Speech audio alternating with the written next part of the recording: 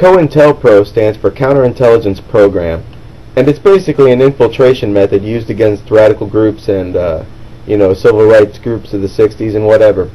Many of us know about their manipulation, the federal manipulation of groups like the Ku Klux Klan, but many of us are unaware of CoIntelPro in regards to the internet. Well, here's just a few articles. Exhibit A is Hal Turner. This guy gets arrested for making threats against a judge, and then it turns out that he was an FBI provocateur, and he's basically paid by the FBI to spew hate on the internet.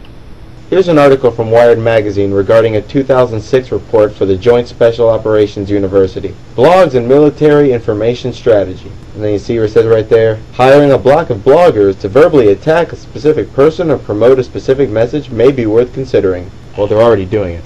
Blogs are CENTCOM's new target, and here's one from the Department of Defense's own website. CENTCOM team engages bloggers. And here's the Israeli government admitting to doing the same. That commentator on your blog may actually be working for the Israeli government. And if you look, it says, Israeli students and demobilized soldiers get paid to pretend that they are just regular folks and leave pro-Israel comments on Twitter, Facebook, YouTube, and other sites. And, when asked about how these people are going to act on the internet, here's what was said. Will the responders who are hired for this also present themselves as ordinary net surfers? Of course.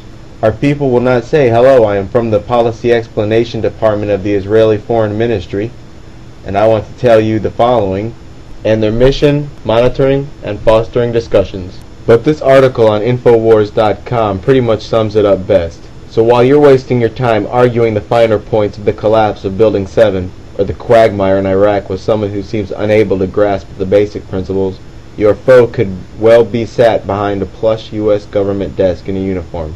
Their mission statement is simple.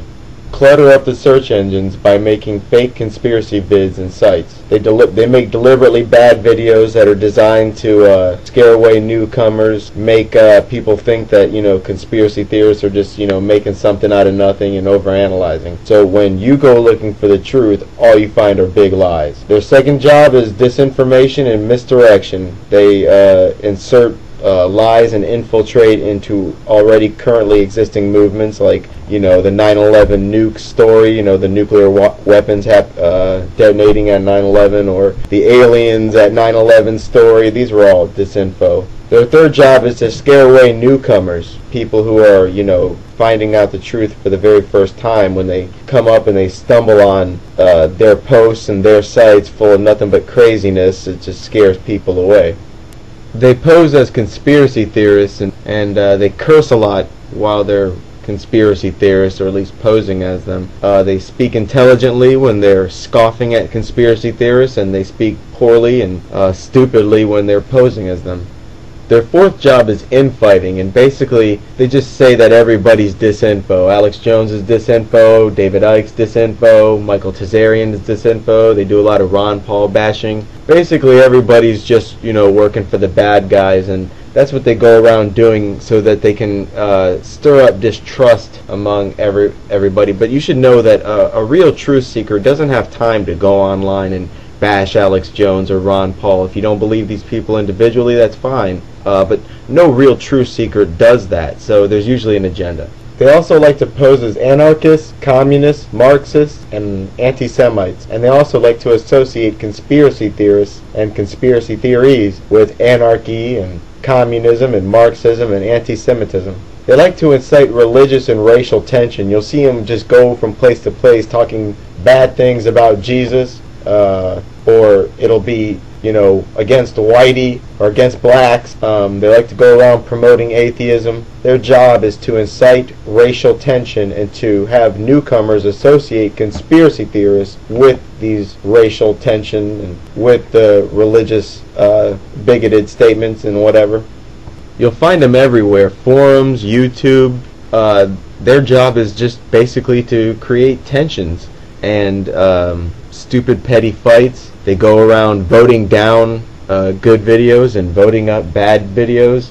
You see them a lot, like especially LiveLink, where you'll post a video, and if it has something to do with conspiracy theories, within 24 hours you'll have 5 or 6 scoffers show up, and then after that it's just, you know, crickets and tumbleweeds. There's no posts after that, as if there's a group of people who are out there just checking to make sure the very newest videos, and posting a little bit on each and then just moving on. So you could tell that there's an agenda there, because you would think that the scoffers would show up once a month, once every 2 months, but no, they show up within hours, and then the video could be there 18 months later and not a single comment. So, and in places like dig.com, they'll actually call themselves CoIntelPro agent. And if you look at the kind of stuff they post, it's pretty typical of what you'd expect. They pretty much just go looking for anything having to do with Israel, 9/11, Ron Paul, and bash us.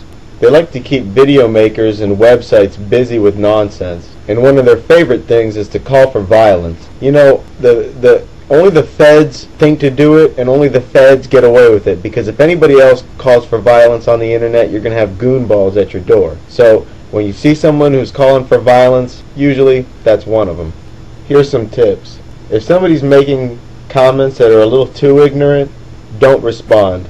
Don't indulge these guys. These guys' job is to waste your time and to keep you misled, misdirected, and busy. Don't let it work. Don't make a threat on the internet. Do not make threats, and do not make contact with people who do. Here's some general tips to protect yourself. Passwords. Passwords should be always greater than or equal to 8 characters, including 1 number, 1 lowercase, and 1 uppercase letter. The numbers should not be associated with your age or date of birth. The words should not be a word at all, or a name. Instead, use sentences. Like, for example, the first letter of a sentence, maybe from your favorite movie, your favorite song. Like, for example, say your favorite song was Civil War from Guns N' Roses. One of the sentences is, I don't need your Civil War. Now, IDNYCW. That's the first letter from each word in the sentence. Followed up by the year the song came out. It's a good password. Encryption. Your data is vulnerable until it's encrypted. The 2 main standards, or at least the best ones, are AES and Blowfish. The key size should be at least 256-bit or greater. There's many programs out there that do encryption. They can do virtual drives, encrypted files, and encrypted folders. One of them is TrueCrypt from truecrypt.org. It's also available on my website, so that's a good program to use. And remember, just because you deleted a file and then removed it from your recycling bin doesn't mean the file is actually gone. The data is still there, but the reference to the file is gone. You need a file shredding program, and there's many out there. There's a little known spy effort going on between the NATO nations, mainly, and the NSA called Echelon. This system uses word and voice recognition and can scan cell phones, emails, chats, searches, pretty much everything. General tips for getting around this stuff. Deliberate misspellings in text, random punctuation marks and spaces. This kind of stuff can fool computer programs. Use code words instead of the real words, and get a firewall. This won't help you in terms of being scanned, but they sure are useful. And for you CoIntelPro guys, this is for you. Look at this. This is the future you want. What you think? They have a place for you in their future? We don't have a choice. They're going to win. Can't you see that? There's nothing stopping them now. There's me.